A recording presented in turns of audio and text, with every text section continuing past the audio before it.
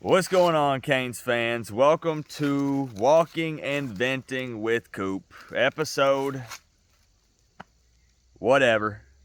This is literally a series where I walk along the edge of my property and vent about a hot, debatable, controversial, sometimes negative topic when it comes to the Miami Hurricanes. And go ahead and buckle up, because today's episode is going to be super negative. If that's not for you, this might not be the video for you. And I need you guys to understand that you are more than welcome to vent and leave any comment down below. I will approve all of them. Nobody's getting blocked. No messages will be deleted. And don't worry about hurting other people's feelings. This series is built for people addressing negativity and talking openly about it. Now, it's going to be a little extra crunchy today because fall has arrived here in Tennessee where I live. And there's leaves all over the ground, so bear with me. Some of you say it sounds nice though, so whatever. None of that even matters anyways. Let's talk. Honest question for Canes fans, and I want you to really think about this before you just hurry and type out a comment. Give it some time to simmer. Maybe wait till the end of the video. Have your realistic expectations and or predictions changed now for this season after the Georgia Tech loss? Because I'm here to tell you that my season prediction has not changed. And if you're unfamiliar with it, let me go ahead and catch you up right quick. 7-5. Now, I have had many Canes fans text me, call me, DM me, give me a hard time in the live streams and try to change my mind. They tell me, Coop, what are you smoking? What are you thinking? Are you watching the same football team? And week in and week out, I have stood firm in the paint and I have said, I am not changing my 7-5. Now, I will be honest. I have also come on here and said, hey, you could maybe talk me into 8-4. You could maybe, after that A&M win, bro, because I was hyped too. I'm not going to pretend like I wasn't. And it's okay to, to have gotten hyped up and really buy back in after that A&M win. And I said, maybe you could even push me into 9. Maybe, probably not, but maybe. But then I backed up and I said, you know what, though? 7-5, because I'm tapering my expectations and I have to see it to believe it this season, and I hope that I'm wrong, and I would like to be pleasantly surprised, but I'm not going to back down on my prediction. But boy, oh boy, I'm not going to pretend like that I saw the Georgia Tech loss coming. I said that Miami will probably get 1 or 2 surprise conference losses, and I was thinking maybe North Carolina or Louisville. Go back and watch. I'll pop it up right here on the screen. And I said this isn't to boast. This isn't about bragging rights, because I said we would lose to A&M. We won. I said we would beat Georgia Tech. We lost. So obviously, I have no idea what's going on with this program either. But I'm just saying, this is not a national championship team. You can't come out and play Georgia Tech close like that and then end up losing. Yeah, we can talk about should have taken a knee, and yes, we should have. That was a boneheaded call, and I don't know what Mario Cristobal was thinking. I don't care who called it. If it was Shannon Dawson wanting to continue to be aggressive, Mario Cristobal, you're the head honcho. You say, no, sir, we're taking a knee, and we're escaping with the W here. If it was Mario, I feel like the surrounding cast has to look at Mario and they say, hey, you're the head honcho. You're the main man. Sorry to question you, but what are you thinking? Nobody did that? I saw people say, well, Coop, why didn't the players come together and call a timeout and question Cristobal? That's a quick way to find yourself on the bench. The coaches make the calls. You go out there and you execute. I saw Matt Lee, though, on the sideline after saying, what the F are we doing? And then he kind of wipes the tears away, and then he says again, what the F are we doing? Hindsight, bro, right? I'm sure Mario was thinking the same thing. Mario was getting ready for the post-game presser, and he's like, what the F was I doing? Being a Miami Hurricanes fan is like constantly living in a fever dream, and it just never ends. You never get to wake up. And you know what? I was right about the consistency. Consistently screwing up year in and year out. And I'm tired of it. I look, guys, I see both sides of this. I'm just going to be honest. I'm riding the fence here with this.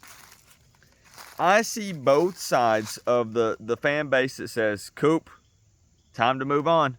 We got UNC next week. The coaching staff, of course, needs to move on. Players have to prepare for UNC. You can't hang your heads. It's one loss. It's still early in the season. We've seen how up and down college football is this year, so anything can happen. And my support has never wavered. I want you guys to know, look at this. When I rock this wristband that says Cane for life, I mean I am locked in. It's either Miami or it's nobody. I could never support another team, ever, in my entire life. My support's never wavered. I've always been here year in and year out. I was here after Middle Tennessee. I was here after the 7-5. I'm always here. But I have to say that I also see the side of the fan base. I see their point of view when they say, Coop, I'm sick and tired of saying, well, let's just move on. I'm tired of the excuses. I see that. I see that side of, I'm tired of the BS. I'm tired of spending my hard-earned money traveling and buying the gear and all this stuff just to have us continue to disappoint. You know, and I talked about, you know, teams have games. And it does happen. But there's no excuse for losing to Georgia Tech, a team that gave up 38 unanswered to Bowling Green. Honestly, at this point, I feel like that my high school football team back in 2006 that made a run for a state title could have put up more points on Georgia Tech than Miami did. I'm freaking serious.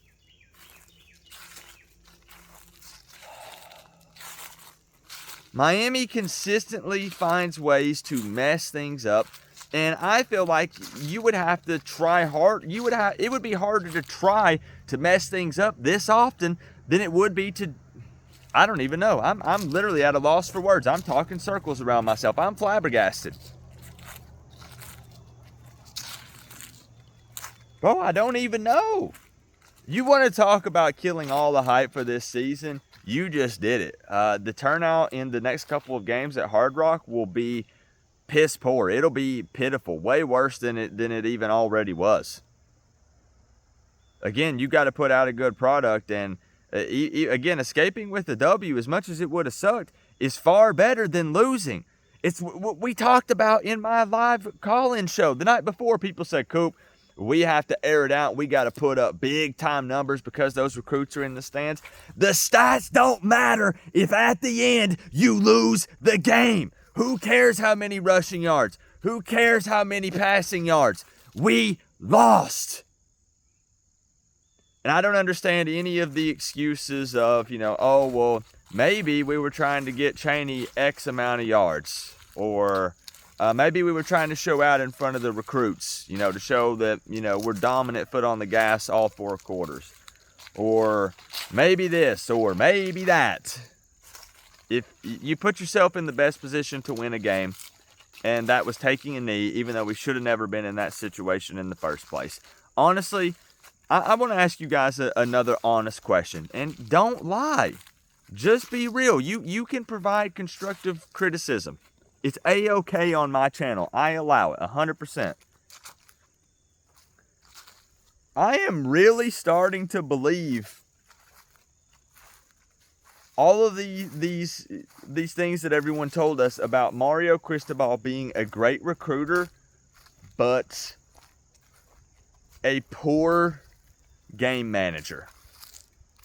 We've already seen it multiple times in the last 2 years. At this point, I would almost recommend that Mario Cristobal takes some of his earnings and he pays a game time coordinator, a time management coordinator. And it's literally a position where they just either are up in the box or on the sideline, and all they do is they stand there with the clipboard and they just watch the game clock, the play clock, and they have a headset, a direct line straight to Mario Cristobal, and they just watch the clock. That's it. That's their entire job. Pay them like $800,000 a year or a little over $1 million a year. You know, make it really enticing, and it comes directly out of Mario Cristobal's paycheck. Or we need somebody on the sideline that just, they're an outsider and they just second guess everything we do to provide an extra little layer of, well, maybe we should double check. Maybe we should double check and really think about this. Is this a bad decision? I don't freaking know, man. I'm just saying that, you know, I'm not the fan police, and you are welcome to feel however you want to feel. And it's always the same thing. Yo, I'm just going to be honest with you guys. This pisses me off. Then it's always, well, at least we have 5 national championships. Well, you know, look at what we did back at, bro. I'm really going to make some people mad here. We must become relevant now, or we're in big trouble. Because if the pitch to the recruits last night was, well, hey, we gave it our best shot against this 2-3 terrible Georgia Tech team, but hey, them 5 rings, those names on the wall, we need to be putting players in the NFL consistently now. I'm tired of talking about the past, and it's why you don't see Coop gloat about it all the time. Yeah, I do the 5 and counting thing. Yeah, that's become my thing from like 7 years ago. It's my little shtick. I'm going to stick with it. But you don't see me pounding my chest talking about our national championship rings because it's been far too long. So I don't know, man. Mario's definitely not the best game manager at all. At all. What I'm struggling to grasp is how come it's always us? Can anybody answer that for me? The knee-jerk response is, well, Coop, this stuff happens to college football teams all the time. This often? There's no way. There is no way this happens all the time to all the college football teams around the country. It sure as heck feels like it's just us. It really does. We always find a way to get some kind of big time win, something that makes us look good. Everybody buys in, and then just like that, within 24 hours or less, we become the laughingstock of the college football world once again. I'm starting to believe. I told you guys weren't going to like this video. I'm starting to believe that the Texas A&M win was a fluke. Now, maybe I'm jumping to conclusions because Georgia Tech is just one game. If there's one thing we know about Miami, they could very likely drop a game to a bad Georgia Tech team and then come out and stomp a mud hole in North Carolina next week in Chapel Hill. Wouldn't that be fitting? That's the Miami thing to do, isn't it? Consistently inconsistent. We're back to square one. But I'm starting to think it was a scenario where Miami got up for the Texas A&M game. When you look back at that game, I shouldn't be talking about this. There were some glaring issues. There were some big-time things that we did wrong, but we kept our heads up, we fought back, and we found a way to get the win. And we won by 15. And I'm not taking away their credit for that win. People are going to take that the wrong way when I say it's a fluke, but I'm telling you that good teams, like really good teams, I'm talking about, we're talking about separating the boys from the men, the teams that are serious about making a run for a national championship. They might have an game here and there, but in the end, they find a way to win. I hate to keep bringing up Florida State week in and week out because I know you guys are going to comment on this video. They had an game against Boston College, but you know what? They found a way to escape with a victory. The problem with Miami is when we have an game, we still lose it. Is that what the real Miami team looks like? Is that what that was? Was it a case of there was this extra hype going into the A&M game, so the guys got real excited, and we just, I don't know, maybe we just felt good. We just went in and we knew we were going to win, and maybe we got a little lucky? It was more about Texas A&M's mistakes than what Miami did right. and then now we see what this real Miami team is about against Georgia Tech? Because I can promise you that if Miami does play like they did against Georgia Tech, oh, my 7-5 prediction is looking real accurate, scary accurate. Because there's no way we would beat North Carolina. Louisville's on a freaking tear. Bro, they beat Notre Dame last night. We won't beat Florida State. Who else? We already have another loss. That'd be 4. You could maybe argue, I guess, we beat Virginia. Maybe we survived Boston College late in the year. We're definitely not beating Clemson. Oh, my gosh. Like, wake me up! Please! Unbelievable. Have we not suffered enough? Are we actually cursed? I don't believe in jinxes, and I'm not superstitious. Maybe we are cursed. Guys, I don't know.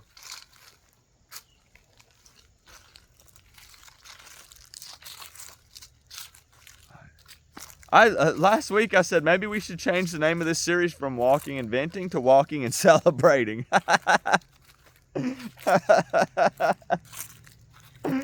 Woo! This escalated quickly, didn't it? I don't know where this team stands anymore, and I don't know what to think. I know that you can continue to recruit these 4 and 5 stars and get top 5 and top 10 recruiting classes, but if we continue to drop games consistently to Middle Tennessee's and Georgia Tech's and things like that, this team will never make its way back. This team will never compete for conference championships, be in the playoffs, even with the expansion. No, none of that. None of it. These things, I do agree, are unacceptable. They can't happen. And as much as we would have critiqued and been critical of a 3-point victory over Georgia Tech, it still would have been a win, which is why I always tell you guys, I always say winning is better than losing, even if it's ugly. And I say, you know what? It's okay to get mad, and it's okay to say we should have did this and we should have did that. That's fine. But just give me the W.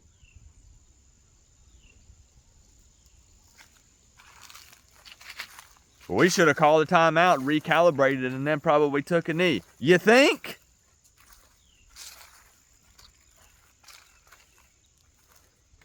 I'm not... Guys, I don't know. I just know that the hype and momentum and everything is gone. It's gone. I mean, when you look, there is I still believe a large gap between UNC, Louisville, Florida State, and then everyone else.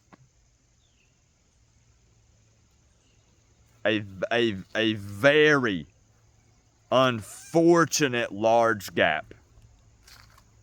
And like I said, next week we might be celebrating and saying Miami took down Mac Brown and Drake May.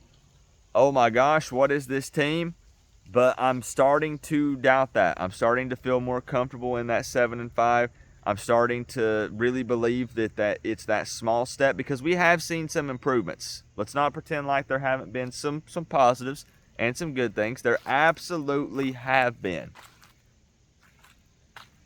And again, we're all going to look at the mistake here on Cristobal for not taking the knee, but it's everything. It's the why did we not on that 4th and 4 when we went for it on the first possession offensively? Why were we getting horizontal there? On a 4th, I think it was 4th and 4, right? Tyler Van Dyke throwing multiple interceptions. Not looking like this. How come he's not being put in the Heisman talks type of QB like we were getting again? Again! And then, I get Don Chaney, 2 hands on the ball, don't fumble. Oh, well, the ref's obvious that the elbow was down. But again, I fall back to it shouldn't be in that situation anyways. It's a combination of things, and it's exactly why I said, why us? Why is it always us? It's such the Miami thing to do, no matter how you want to slice and dice and dissect this game, to fumble the ball on what would be or should be the last offensive play of the game for Miami, the last play of the game, period, and leave it to Miami to fumble, and then Georgia Tech to find a way to drive, 75 yards down the field in a couple of plays with almost no time left in the game and score a touchdown. I saw Cam Kinchin's bite on that play. I know you did too. Mistakes happen. Every single play, somebody's getting beat. But you're telling me that with the game on the line, you have guys biting on a short pass? What happened to keeping everything in front of you? Make sure you're behind, keep everybody in front of you, and tackle. And we get out of there with a victory, when it should have been the knee anyways and been over by them, but it is what it is. But no. This one, oddly enough, I need to wrap this up. This one doesn't hurt quite as bad as the MTSU loss for me personally, but that's only because even though I was excited, like I said, people are going to be like, no, Coop, you were excited. I was. I still said that I tapered my expectations and this team had to show me this year. And because of that, I still haven't been quite as emotionally invested this year because you guys have seen my predictions. You've heard the talks and the things that I've said. And because of that, Coop, you're screaming and you've lost your voice. Yeah, because if I came out and my prediction was Miami was going 1-11 on the season, I will still yell and scream and be pissed off every single time we lose one of those games, even if I knew we were going to lose it. I'll still be mad. Because we put a lot into this. We care about this team and this program. And like I said, we've suffered for so long. I thought that maybe there was a little glimmer of hope that, the universe felt like Miami fans had been through enough pain and suffering and heartache. And maybe, just maybe, it was starting to feel sorry for us. And things were starting to trend up slowly but surely, but it was starting to. And now I feel like we're all the way back down here again. Way down here at the bottom. And like I said, it doesn't mean that Miami might not come out and still surprise people and win some games and stuff. But right now, I'm in the same place I've been since before we kicked off the very first game. This team has to show me. Are things about to snowball or are we going to reset? What's it going to be, Miami? It's in your hands. The ball's in your court. Show me. Talk about something. Vent. Let it all out, man. My support never wavers. North Carolina preview video happening this week. Inside Insight show, final thoughts, call-in show, live stream for the game. I'm not going anywhere. I'm always here. Coop though, is going to be, it's going to be a little bit different, though. Yeah, it is. It is. Leave some comments down below. Let's see some interaction. Remember, though, guys, we're all one big happy college football family, but at the end of the day, I got to say, it's always better. It's always better when you get to rep the U.